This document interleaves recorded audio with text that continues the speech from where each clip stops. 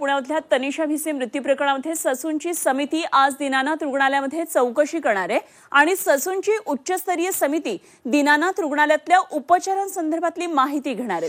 चौकशीनंतर समिती पुणे पोलिसांना अहवाल देईल आणि या अहवालानंतर पुणे पोलीस कारवाईबाबत निर्णय घेणार आहेत। सोबतच जिल्हा मेडिकल बोर्डची ससूनमध्ये महत्त्वाची बैठक होणार आहे।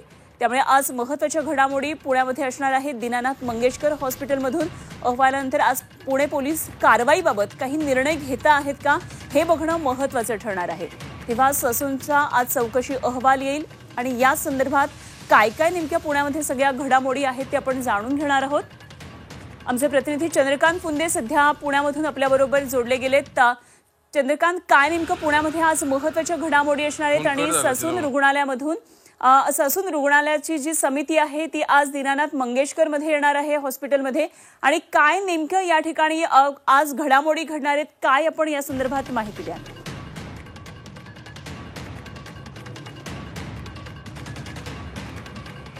ससून उच्चस्तरीय समितीची आज बैठक आहे। पुण्यातल्या तनिषा भिसे मृत्यू प्रकरणानंतर राज्यभरातलं वातावरण चांगलंच ढवळून निघालेलं होतं। ससूनची समिती आज दीनानाथ रुग्णालयामध्ये येऊन चौकशी करणार आहे, तिथल्या उपचारांसंदर्भातली माहिती घेणार आहे। त्यामुळे ससूनचा हा अहवाल देखील तितकाच महत्त्वाचा ठरणार आहे। आमचे प्रतिनिधी चंद्रकांत फुंदे आपल्याबरोबर जोडले गेलेत पुण्यामधून। चंद्रकांत, काय काय नेमके पुण्यामध्ये आज या संदर्भातल्या घडामोडी घडणार आहेत? अनुपमा, आज खरं तर दीनानाथ रुग्णालयाचं भविष्य ठरणार आहे असं म्हणलं तर वावगं ठरणार नाही, कारण तनिषा भिसे मृत्यू प्रकरणाला उलटून 14 दिवस गेलेत तरी शासनानं अशी थेट काही कारवाई केलेली नाही। त्यामुळं चहू बाजूने शासनावर टीका होते, दीनानाथ रुग्णालयावर तुम्ही कारवाई का करत नाही, म्हणून आज शेवटी ससूनचा जे मेडिकल बोर्ड आहे, जिल्हा मेडिकल बोर्ड, त्यांची फायनल बैठक होते। त्या बैठकीमध्ये निर्णय होईल, कारण हा तिसरा अहवाल आहे। यापूर्वी जे धर्मादाय आयुक्त असेल किंवा पालिकेचा, हे 2 अहवाल ऑलरेडी शासनाकडे सादर झालेत, पण शासनानं अद्याप कारवाई कुठली केलेली नाही।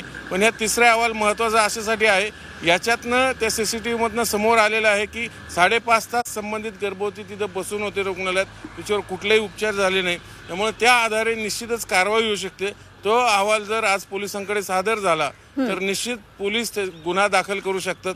म्हणूनच आज हा अहवाल सादर झाल्यानंतर मंत्रिमंडळ बैठकीतही त्यावर चर्चा होईल। नंतर जिल्हा राज्य महिला आयोगाच्या अध्यक्ष रुपाली चाकणकर ह्याही प्रेस घेत आहेत ह्याच आढावा बैठकीनंतर।